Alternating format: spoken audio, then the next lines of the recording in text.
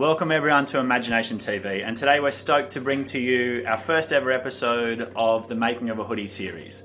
So we've got a podcast which we've been going deep in exploring systemic change, and every 2 to 4 weeks we'll release a new episode onto this TV platform which will sync with the podcast, which will then sync with a hoodie, which will sync with the opportunity for you to try and work together to create some systemic change both within AIME and outside of AIME to create a fairer world and a healthier world and a more joyful world. Is it complicated? Yes, necessarily, because inequity is complicated and we've got to design with complexity to try and meet that challenge. And today we're stoked to bring to you the story of a few different circles. So the first circle is a story of the co-CEOs. This is a program we've been working on for 5 or 6 years at AIME, where we've brought in the opportunity for a young person from outside the margins to have the chance to work alongside the CEO, which has been me, and to have that chance to be able to work across our leadership team so we can fast track the development of young people from outside the margins. Now, when I went to Stanford, there was this guy who was the head of strategy there, who taught at the business school, and or the head of the business school, Robert Bergelman, and he said to me in the class we were working with, strategy manifests itself on the front line. Now that's one reason why you'd have a co-CEO, but I also think one of the biggest missing pieces is that the biggest source of intelligence for humanity at the moment is sitting outside the margins. And most of our organizations are patterned on these old systems, which coincidentally come from your Stanford and Harvard and these sort of worlds. Very small group of texts written by a very small group of people who have a very similar lens on the world. What we have outside the margins is all of this intelligent, systemic thinking and patterns that can come into our organizations and shape the way that the world works differently. And I don't want to wait 30 years until that happens. So that's why we have the co-CEO model, and we're excited to give you the opportunity to borrow and to learn from that. So the first opportunity in this show, you'll hear from our co-CEOs. And then if you want to support a co-CEO, you can head to the Making of a Hoodie page and engage with it. And we're actually looking for 4 key sponsors to support AIME to have co-CEOs to keep showcasing this case study as to how you can do this in a network fashion globally. And then from that evidence, hopefully we'll share that with organizations all around the world so they can then set up their own co-CEO model as well. So that's the first opportunity. The second big opportunity, hello, I want to know if I can be a co-CEO. Oh, Esther, you could be a co-CEO, yeah? Where would I work? Well, you could work at AIME or you could work somewhere else. Oh, this sounds fantastic. I would love that very much. Could I be a co-CEO? Yeah, sure, Iron Man. Oh, well, I feel like I've already been a co-CEO because I give Tony Stark all his extra skills. Sweet accent, Iron Man. Thank you. All right, I'm going to the page. The second part of the show is joy and looking at how we can bring that building of bridges and networks into organizations around the world. If we want to change the world, we've got to change the way it works. And you'll see in this show a film we made 4 or 5 years ago, even maybe 6 years ago now, called Cogs. And you'll see the patterns of those networks that we've established. We all know that we're walking on the patterns of very old systems built by 3 to 4 colonial empires. What we've got to try and do now is work in unlikely ways. How can we pattern in ways where we don't see the responsibility of going and doing good stuff, just the part of the non-profit sector? For all of our corporations around the world, if we want to have diverse intelligence working with us, if we want to have that strategy and that intelligence inside our organization, if we want to have joy and an excuse for our employees to actually come to the office, then you want to know the craziest, most complex thing you can do? Set up a tutor squad of volunteer mentors from your organization to go to the local high school with marginalized kids there and work with them. And in doing that, you've got your talent recruitment strategy for diversity in the region done for the next decade plus. You've got joy coming into your organization's hearts because suddenly all your staff are like, wow, this feels amazing. And you've got the intelligence, because when your CEO is sitting down with a kid from outside the margins and the kid says, well, actually, this is how the river pattern runs where I come from, and this is how rivers move, and this is how we think about what currency means through the lens of a river. And your CEO then goes back and draws a river onto an organizational chart which has never existed, and your organization runs for another 10 years because it's suddenly regenerated and becomes super successful and really wealthy and healthy because of that kid's idea. You start to see this loop of what happens when we pattern in unlikely ways. Everybody is healthier and more successful from it. That's a big, long monologue from me. Thanks for sticking with me to get through the complexity of those first couple of circles. Our goal with Joy Corporations, which we're launching today, is to have 5,000 Joy Corporations around the world that spring to life over the next decade. And so we do ourselves out of a job and can step off the stage, and we can hand on those tools of unlikely connections and patterning, and schools around the world have that connection with organisations and individuals, and we're really excited to bring to you the start of that journey. So if you want to support Joy Corporation's lighting up, what we're looking for is some champions that want to be those connectors that work towards those 5,000 students. So you'll be able to apply and say, I really want to be one of these champions to connect with AIME and to be that bridge builder of unlikely connections. And then you'll unlock yourself, I think it's like $100 or $150 to then commit to be a part of it. And then in that exchange, we'll get you one of those official Joy Corp hoodies, and up and away we go on our road to 5,000. So that's our first project for the Making of Hoodie podcast, and what we're working towards with this systemic change around the co-CEO circles and the Joy Corp. And now let's go and hear from some of the people that are involved in it. I don't think we're born into this world with any ill intent. We need to realize the most important thing, that we are human. Oh, I didn't even realize we were poor people because we had such a good life. Sometimes you dream as far as your exposure, but imagination can take you a little bit further than that. Welcome to the Making of a Hoodie podcast.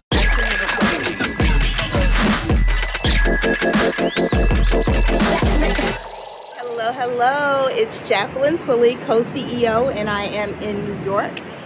What energizes me about being co-CEO is being able to make systematic change that is meaningful and that is worldwide. Because of our interconnected loops, we get to reshape and rebuild systems all around. What energizes me about the co-CEO role and project is that dreams become real when you say them out loud. You can't be what you can't see. So by creating this role and opportunity, marginalized voices are elevated, social constructs are broken, and those that are often seen as the problem have the opportunity to be the solution.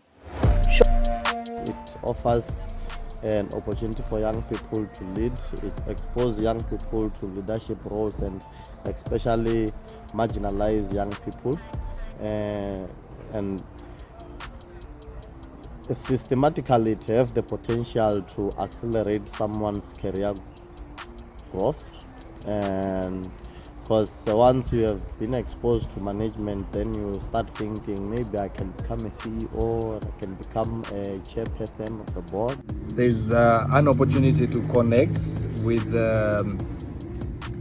other individuals from different, for example, this year we are from 3 different continents and different knowledges, different experiences, and it energizes me a lot with the future and what's to come and what's possible with connecting these different ideas and perspective about life and the knowledges and what can happen when you have leaders from different parts of the world come together. That's what energizes me the most about this project.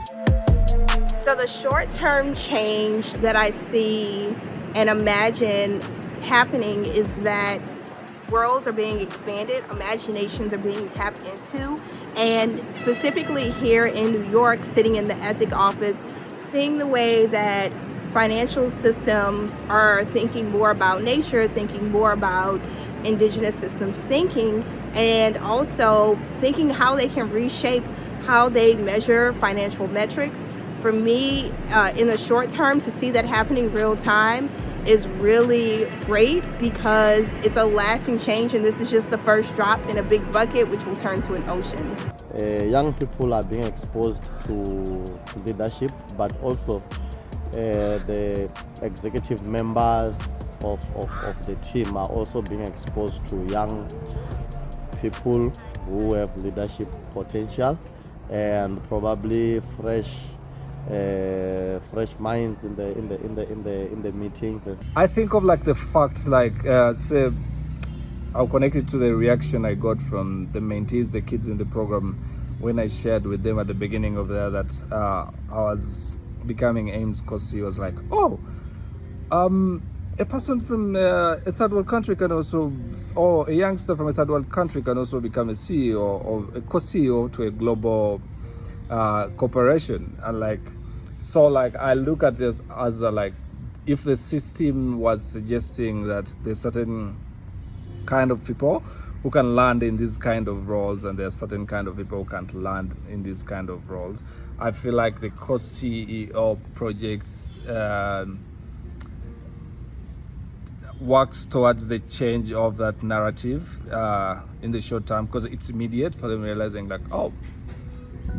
Short-term systems change, I imagine, coming from this project is more diversity within the workplace, knowledge from outside of the margins, influencing perspectives within the organisation and across the different departments, and real leadership opportunities, genuinely putting people in these roles because they deserve to be there. Over a long period of time, there will be a desire for young people in leadership by small, medium and large corporates and stuff like that. So that's something that could be exciting. Like whenever I see a young CEO, making changes and just, doing what they need to do, it's exciting for me as a young person. Long-term systems change, I imagine, coming from this is adjustments or transformations in policies, practices, power dynamics, social norms or mindsets that underlie these societal issues. And for this to be possible, it's going to involve a collaboration of a diverse set of players on a local, national or global level. Long-term systems change that I see coming from co-CEO is a project that Shaka and I are working on for girls' education and elevating girls' education, their voices in terms of being able to access education around the world. So long-term, creating a new pathway that anyone, especially girls who are in the margins or outside of the margins, can tap into to support each other. That long-term change, a systems change, is rethinking how we place value on society to gender roles and making sure that everyone has access to education and building education equity.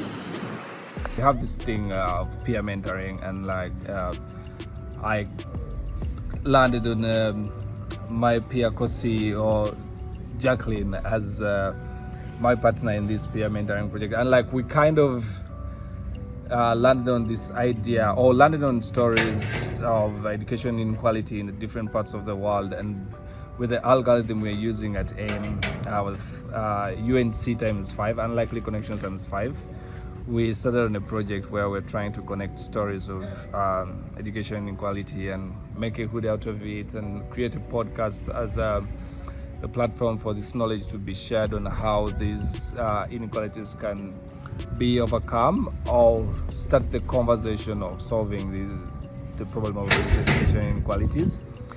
And I see in the long term a huge impact from this project, and it's a result of the co-CEO project. And to me, this is the long-term thing I'm looking at. So if I could imagine a new creature, what would it be? Where would it live? What would it do? I would probably say it would be a seahorse dragonfly type of creature that would be blue and yellow and purple and orange. I love orange. This creature would live in the trees and in the clouds. This creature would also be able to swim. So depending on where it wants to live, at what part of different seasons of the year, it could morph and it can change. So that's the creature that I would see. I would name this creature Fluffy Leaf would be the name of my creature. This creature would have some shades of purple and pink. I'm imagining like a fusion between a dragon and a unicorn. So let's say it has a unicorn head. It has a unicorn head, and then a dragon shape in the back, and the pink wings, and it has a purple back. That's like a purple carpet kind of. And like the breath, it'll be like the dragon breath of fire is a breath of hope. And then whenever it flaps its wings, it's like flapping like breezes of joy and like breezes of kindness, and it lives like everywhere. That's the creature I could imagine.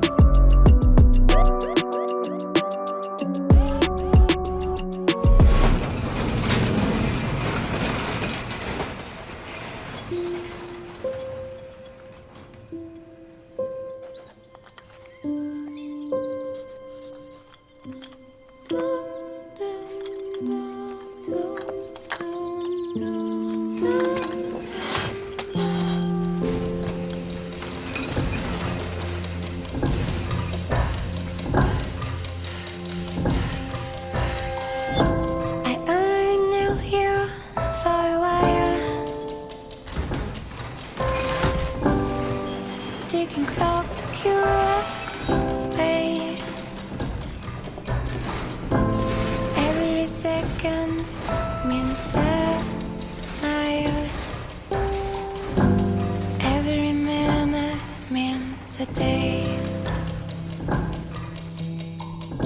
I hope you're walking in the sun. Hope you're going to be someone.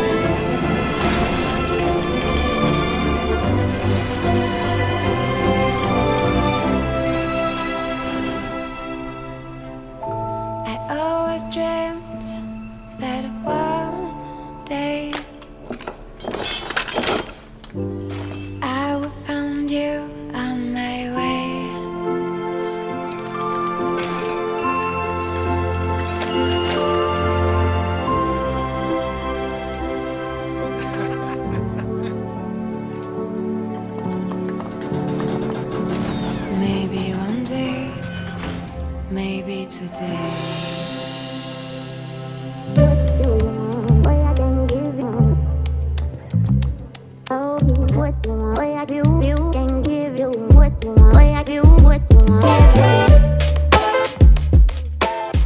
We see joy as a tool to change the narratives where children below the margin think of themselves as being part of a problem to being part of a solution where they actively change the way life works. We have so much to learn. We want more purpose in our lives. We want to be part of building the more beautiful, fairer world that we know is possible. And we want to help shape the next generation. The major reason why I've decided to join Joy is because I actually have been involved in the fact that I have used my connections, my networks, to actually be a part of the biases where I've spent more time with my people. And therefore for Joy, what I'm excited about is that I actually get to connect with different races, different ages, different people of wealth and different nations in a place where I've realized that I actually am going to step outside of my comfort zone. And that is why I'm super excited. I'm also excited to join Joy because I get to be a part of not just me, but also my team, my company, Australia and the world, individually moving up to the bigger level, becoming a part of understanding that we've created these boundaries, these limiting beliefs around who we need to be and who we want to be and how we get to where we are from a success perspective, and how all of that needs to be unraveled in Joy. So that's why I'm really excited to join Joy. It gives hope. I feel like it gives people exposure both ways. It's a learning opportunity for both the mentee and the mentor on getting a different perspective on how to see things and understanding worlds from maybe someone who is not so privileged. The reason why Q5 really want to be part of what Joy is all about is it's about us learning at a both individual level, for me personally, but also for Q5 in Australia. We're a relatively new organisation. We've been in Australia for the last 7 years. For us, it's a chance to make sure we connect with people on the ground, with kids, and understand their perspectives and what's going on in their worlds. And we think that's going to have a positive impact on who we are and what we're all about. When I think of like the short-term systems change this project can bring to life, like I've already mentioned, if we believe the flaws are in the way we network, there's a certain knowledge that's not been tapped into, which is below the margin, especially for the kids below the margin. So during these tutor squads, we believe there's going to be an awareness brought forward to these organizations tutoring these kids, like, because the people of the organizations like tend to think that they're problem solvers, and like these kids or these youngsters from below the margins are part of the problem. So like the short-term systems change I'm seeing here is the interaction during the tutor squads will bring the awareness that tapping into this knowledge, or these kids themselves will get aware, as the corporates tutoring them will get aware that these kids can actually be part of the solution or creating the solution. And that's the short-term systems change. It's like creating this bridge where this knowledge is brought forward. To get my team of 15 superstars across Sydney and Melbourne mentoring and making connections, learning off the generation between generation of this fairer world, where the people who work for me, the people who work with me, are all from a part of a different ecosystem, but have really grown up in an area where they've actually been more privileged, and it has been a part of a network. So what I'm excited about in the short term is for me and for our team to start to understand the different connections that we can make, where we can actually reach through and see a different part of the human spirit and how we need to connect to different nations, different diversity in a way that we really, really have never thought of. So I'm really excited in the short term to make that happen. I'm also really excited in the short term to get other business units that sit inside of PwC looking over the fence at us going, what are you doing? What's happening over there? Why are you creating this wave that you're creating? We're building equitable connections between all races, all ages, all nations, and cultures. Yeah, and I think in the long term, like our lives, the students that we'll be meeting, and like Charlie said, all of our connections, they're just going to change. We're going to think differently, we're going to show up differently, and we're going to have connections just in a more loving way. And then even long term, when you get someone who doesn't come from that kind of background. So for example, myself, I am a huge advocate for socioeconomic diversity because I didn't go to a private school, nor did I go to the best uni ever, nor did I have any family with any connections.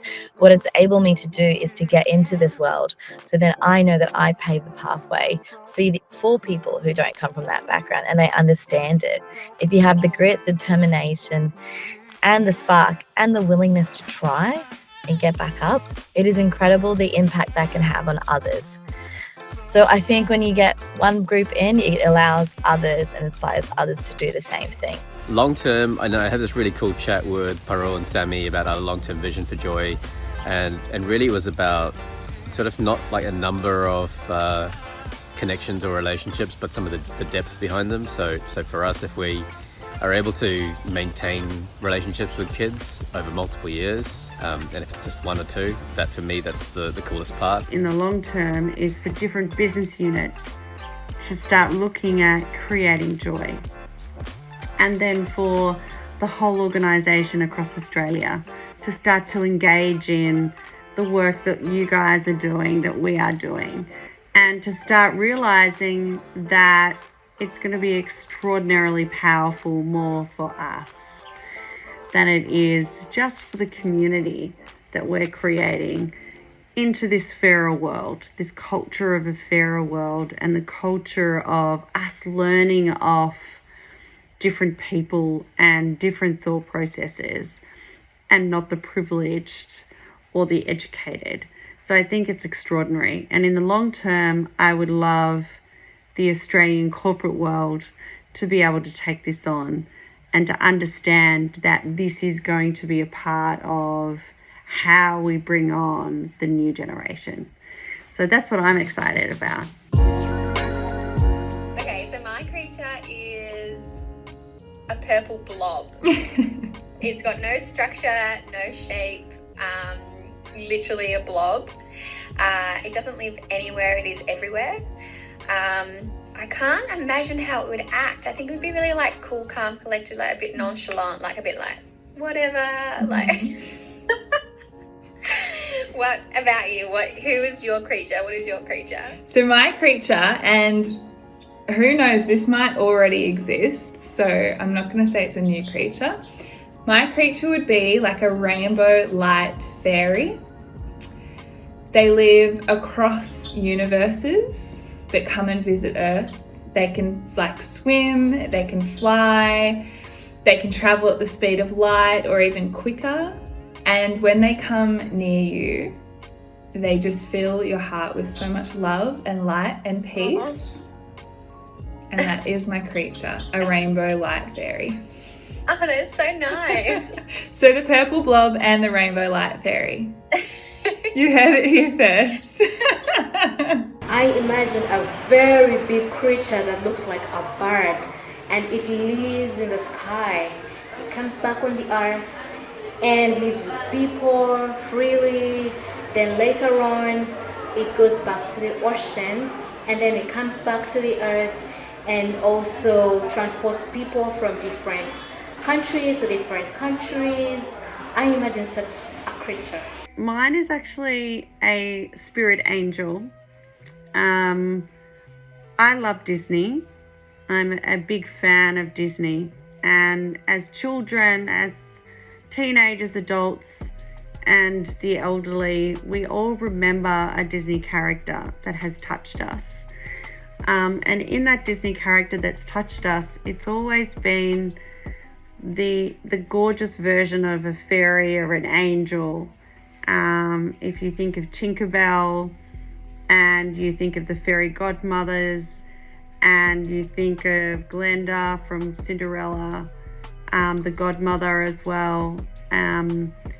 So there are various ages to this sort of spirit angel that comes through and spreads their fairy dust or angel dust, angel magic, flies, and is pretty much a version of a Disney character. It would have to be something to do with like a whale or an albatross, something to do with the ocean, and being sort of quite serene in rough waters. If I could imagine a new creature, I'm a massive fan of BoJack Horseman. I really like the concept of integrating animals and people together. So I'd imagine it's a unicorn that's cool, calm, collected, inclusive, ties. When you have startups that reach unicorn status, they cut the ribbon. That's just me being corny, but I just see someone that just relaxed, understand, calm, kind, and able to interpret other people's language. I also like the idea of being in someone else's shoes. So even they don't have to share the memory, but they can even say, how does that person feel at that moment? And imagine if you could feel someone's anxiety or stress. Imagine how much kinder we would be in the world if we were just a little bit more understanding and got out of ourselves for a little bit.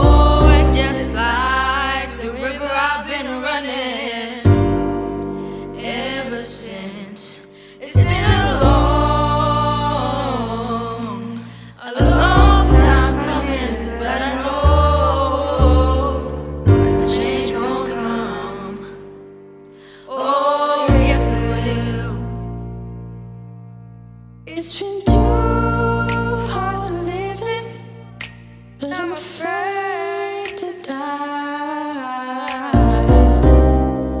'Cause I don't know what's up there beyond the sky. It's been a long time coming, but I know a change gonna come. Oh, yes it will.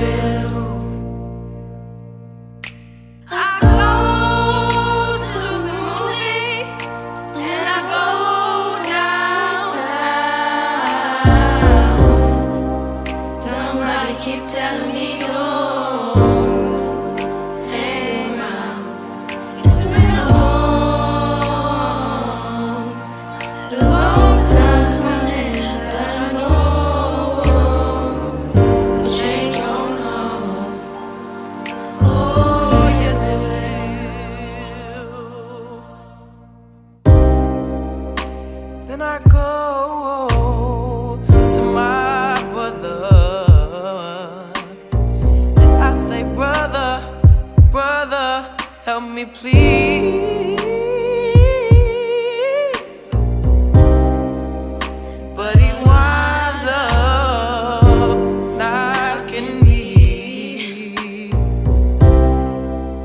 back down my knees. There's been times that I wouldn't last for long, but now I think I'm able. It's been a long time coming, but I know a change gon' come. Oh, yes it will. The spectrum of excitement and curiosity around it. And I think as we progress this year, the 5 of us using this ×5 model as co-CEOs, we're going to open imaginations for people to do this in their own organizations and find a way to make it work, because we're doing this across many continents and time zones and different countries and cultural backgrounds. And it's possible, and we all come with an open mind and heart, and that's the pure magic. So I'm thrilled that everyone listened to this episode today, and we want everyone listening to reach out to us to find out how they can get plugged in, and we can help make a fairer world for us all.